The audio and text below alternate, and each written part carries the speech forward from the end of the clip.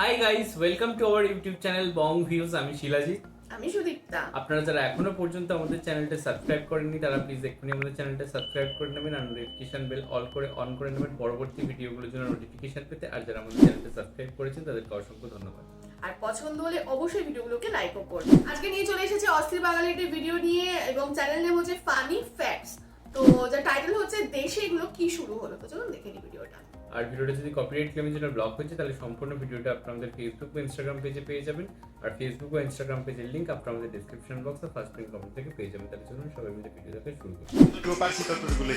প্রশ্ন মোটামুটি ভালোই, কিন্তু পরীক্ষা মোটামুটি সবারই ভালো হয়েছে, কিন্তু একটা মিস করছিল যে সব ছেলেরা পরীক্ষা বাদ দিয়ে নিচের দিকে তাকায় ছিল, এই কারণে পরীক্ষা হয়তো খারাপ হইতে পারে। কর্তৃপক্ষের দৃষ্টি আকর্ষণ করছে পরীক্ষার হলে সুন্দরী ম্যাম দ্বারা সাবধান, বলে তাহলে এগুলো পোলাপাইন পরীক্ষা ক্যামেরা দিবে কচু, বুঝতে সুন্দরী পারি ম্যাম না। দেখে ঘন্টা পার করে দিবে। আবার এরাই নাকি দেশের ভবিষ্যৎ, ম্যামকে দেখে নিজেকেই কন্ট্রোল করতে পারে না, দেশ কন্ট্রোল করবে কচু।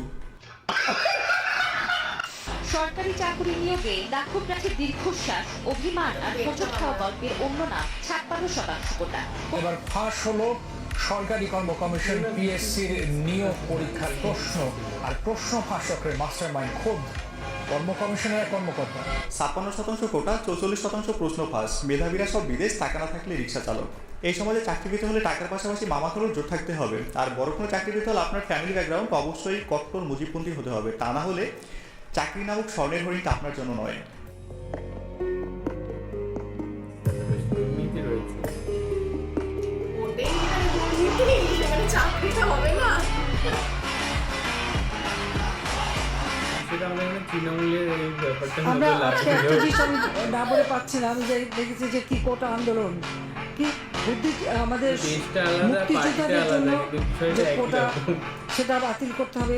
আজকে আন্দোলনের নামে যেটা আবার করা হচ্ছে, বাঙালি পড়াশোনা সত্তা। নষ্ট করা, এটার কোনো যৌক্তিকতা আছে বলে আপনি মনে করেন? কোটা বিরোধী আন্দোলনের কোনো যৌক্তিকতা নেই। বাণীতে আমাদের প্রধানমন্ত্রী এক কাজ করে ভালো হয় না, 56% কোটা না দিয়ে 100% করে দিন, তাহলে দেখবেন গেটের বাইরে দাঁড়িয়ে থাকা কুত্তাটাও নির্দলীয় হবে।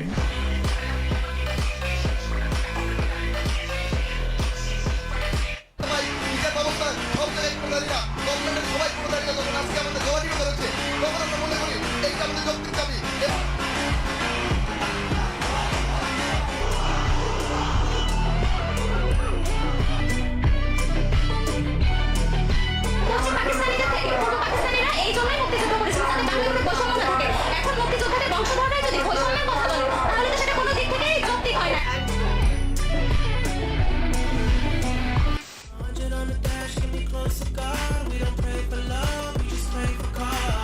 কি এই ভাইরাল পবিত্র পাপিকে চিনছেন তো? নাচিন লাগে পরিচয় করে দিয়ে তারপরে হবে মজা।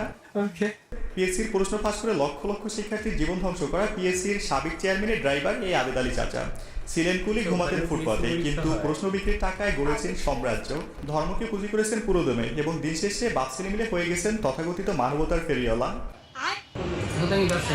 ব্যবসায়ী প্রশ্ন ফাঁসে কত টাকা কামিয়েছেন? প্রশ্ন ফাঁসে যে টাকা কামাইছি সব খরচ করছি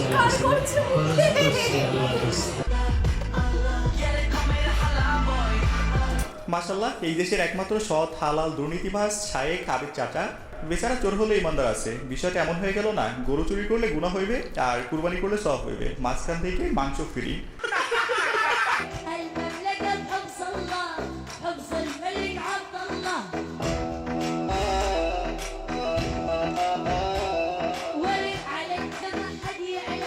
ওই সেম মানুষই তো। হাজারো বেশি কারিগর আল্লামা শাহেক আবেদ আলী চাচা, জান্নাতি পুরোই ফেরেশতা। কোটি টাকার মালিক না, তবে একটু বিয়ে করে আপনারা অনেকে আছে যে নির্বাচনে কোটি কোটি টাকা খরচ করার লাগে। এই নির্বাচনে কোটি কোটি টাকা খরচ করতে করার মতো সমর্থন আমার নাই, তবে ভালোবাসা অর্জন করার মতন চেষ্টা আমি করতে পারবো ইনশাআল্লাহ। বিএসসি পরীক্ষার প্রশ্ন ফাঁসকারী ফেরেশতা সদ্য জান্নাত থেকে নাইমা আসছে, সবাই তার জন্য দোয়া করবেন যেন নির্বাচনে জিতে দেশের প্রমাণ দিতে পারে। আমি নিজে এসে আমি গেড়ে দিয়ে যাবো, কারণ যেটা হিটলার যে সবাইকে দিন দিন বলতেন না, এটাই এক সপ্তাহ। আমি হাজি মানুষ, আমি এক সপ্তাহ টাইম দিয়ে গেলাম, জাস্ট এক সপ্তাহ। হয়তো যেদিন নির্বাচিত হবো এদিন পরের দিন হয়তো আবার এখান থেকে একটা জিনিস বোঝা যায়, সব ধার্মিক অসৎ নন, কিন্তু সব অসৎ মানুষগুলোই ধার্মিক হওয়ার ভান ধরেন। এই কারণেই হুমায়ুন আজাদ স্যার বলেছিলেন, পাপের পরিমাণ বেড়ে গেলে ধর্ম কর্ম বেড়ে যায়।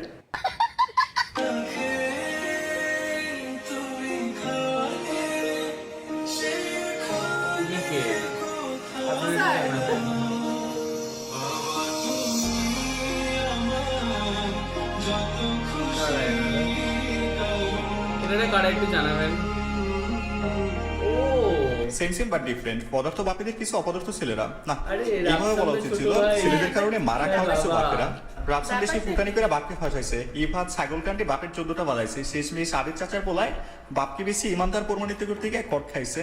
কি বুঝলামই না এই আমার বলবে না পিতা বলে, হ্যাঁ, আমি তো 2013 বুঝলাম সালের না। 30 জুন মারা যায়। 29 জুন অনেকাঙ্ক্ষিত ভাবে কাকতালীয় ভাবে তার মুক্তিযোদ্ধা সনদটা আমাকে দেখিয়েছিল এবং সেদিন আমি তাকে দুঃখ করে বলেছিলাম, বাবা তোমার মুক্তিযোদ্ধা সনদ থাকতে আমরা চাকরি পাই না, আমরা তো কোটা সুবিধা পেতে পারতাম। সে বলেছিল মুক্তিযুদ্ধের পর তুমি তোমার বাবাকে ফেরত পেয়েছ, তার চেয়ে বড় সার্টিফিকেট আর কি হতে পারে? মাত্র 20,000 টাকার ভাতাই কি আমার জীবনটা ছিল না তোমার কাছে দেশটা ছিল? তুমি তোমার বাবাকে ফেরত পেয়েছ, একটা স্বাধীন দেশ পেয়েছ।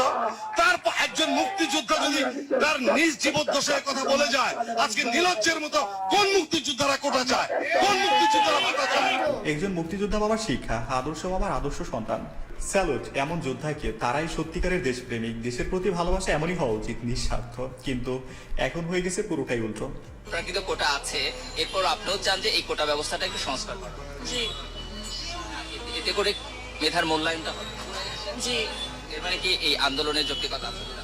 জি এটি মেনে নেওয়া উচিত বলে জি স্বীকারোক্তির কারণটা কি? জি কোনো কারণ নেই, আমি আচ্ছা। যেটা নিজে থেকে মনে করি সেটাই বলেছি।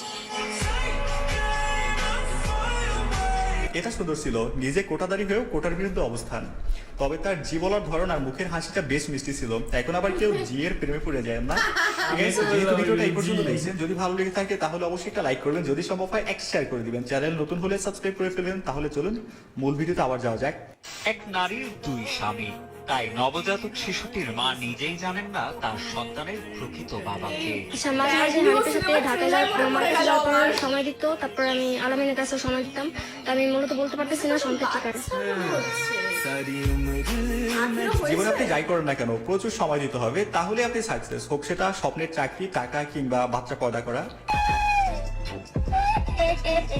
মানে এটা হয় মানে আসলে এই জন্য ইসলাম এত সুন্দর। একজন পুরুষের একাধিক স্ত্রী থাকতে পারে, কিন্তু একজন স্ত্রীর একজনই স্বামী থাকবে, তা না হলে এরকম প্যাঁচ লাগিয়ে যাবে। ব্যাপারটা বুঝছেন তো শাহবাগীরা?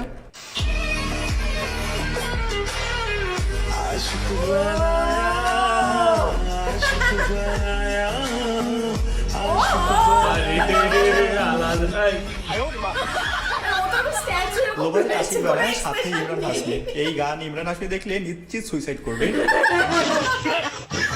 যুদ্ধ আনে ধ্বংস, এটা দেখেছি ভিডিওটা।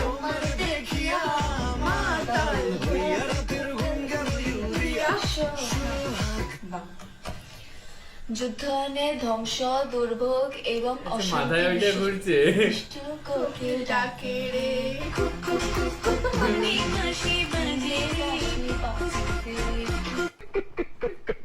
দেখেছি আমি। জীবনটা এখন টিকটকময় হয়ে গেছে। পড়ার টেবিলে বসলেও টিকটক করার অনুভূতি পাওয়া যায়। তবে এরকম আছে নাকি কেউ টেবিল সিঙ্গার থাকলে কমেন্টে হাত তুলতে পারেন। পানি সংবাদ নিয়ে যুক্ত হচ্ছে আমি আসাদুল। এই যে এবারে দেখতে পারতেছেন যে অনেক পানি দেখতে পারতেছি আমরা, যে আমরা যেটুকু জানতে পেরেছি যে দিন দিন যে পানি বৃদ্ধি পাচ্ছে সেটুকু আমরা জানতে পেরেছি। এলাকার যে স্থানীয় তারা আমাদেরকে জানিয়েছে যে পানি কিন্তু দিন দিনে বাড়তেছে, সেটাই আমরা জানতে পেরেছি। এই মুহূর্তে তাদের কাছে জানার চেষ্টা করবো কেমন পানি।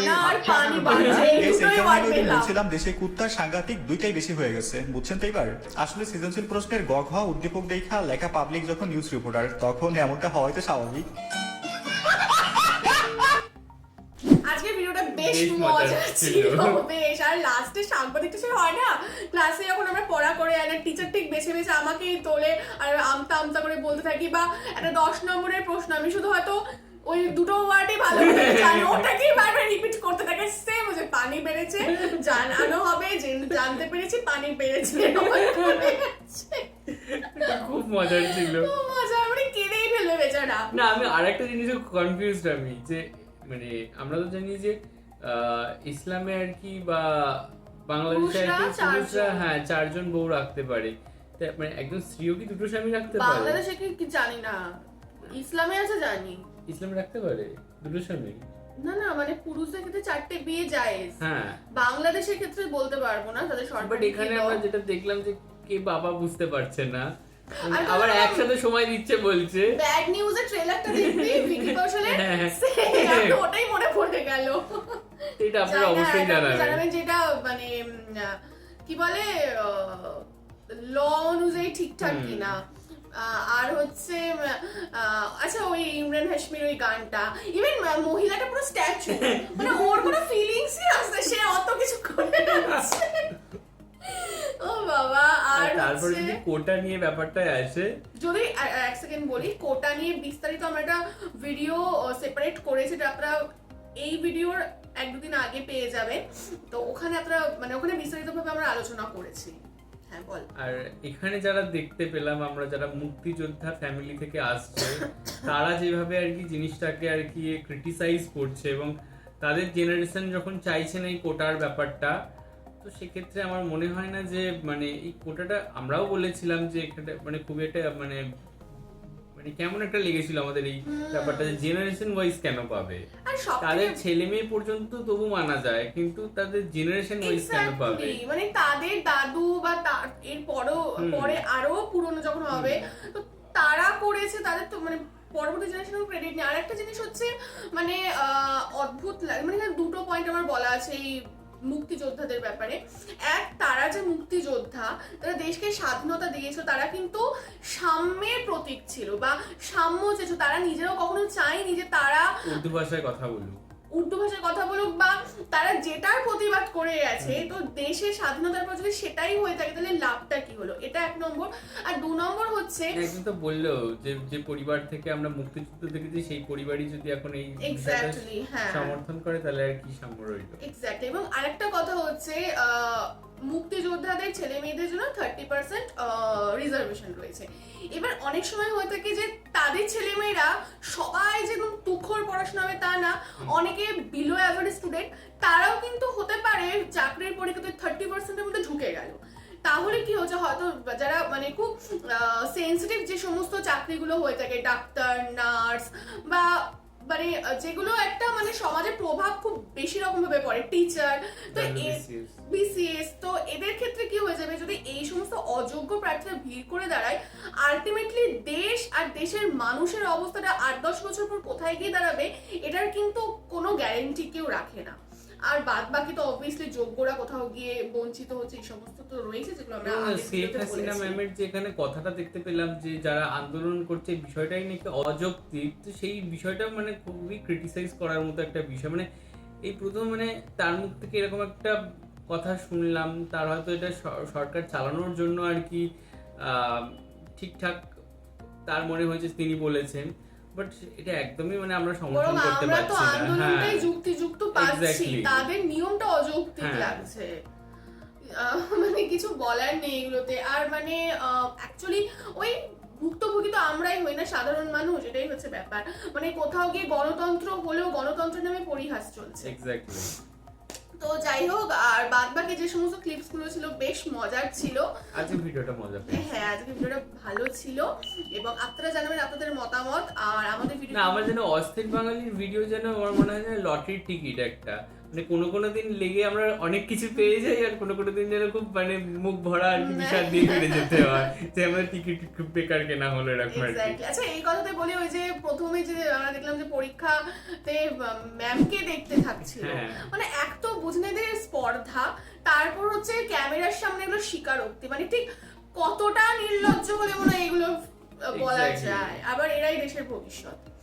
তো যাই হোক, আপনারা জানাবেন আপনাদের বক্তব্য, আর আমাদের ভিডিও যদি ভালো লেগে থাকে অবশ্যই লাইক করবেন এবং আমাদের চ্যানেলকে সাবস্ক্রাইব করে যাবেন। আর সাবস্ক্রাইব বাটনের পাশে জয়েন বাটন পেয়ে যাবেন, সেখানে কিছু ফেসিলিটিস দেওয়া থাকে, চাইলে আপনারা চেক করতে পারেন। আর আমাদের যদি আপনারা পার্সোনালি পছন্দ করে থাকেন তাহলে আমাকে শিলাজিৎ ওকে সৌদিত্য হিসেবে আপনারা আমাদের পার্সোনাল ফেসবুক, ইনস্টাগ্রামে ফলো করতে পারেন, লিঙ্ক ডেসক্রিপশন বক্সে পেয়ে যাবেন। আর আমাদের চ্যানেলের সাথে যুক্ত থাকার জন্য আমাদের যে চ্যানেলের ফেসবুক আর ইনস্টাগ্রাম সাইটটা রয়েছে সেখানে আপনারা ফলো করতে পারেন, তার লিঙ্কও ডেসক্রিপশন বক্সে দেওয়া রয়েছে। আর আমাদের সাথে কানেক্টেড থাকার জন্য আমাদের যে ফেসবুক গ্রুপটা রয়েছে সেখানে আপনারা জয়েন করে আপনারা আপনাদের মনের মধ্যে সমস্ত কিছু পোস্ট করতে পারেন, তার লিঙ্কও ডেসক্রিপশন বক্স চেক করলে পেয়ে যাবেন। তো দেখা হচ্ছে পরবর্তী ভিডিওতে, আজ এ পর্যন্তই, টাটা।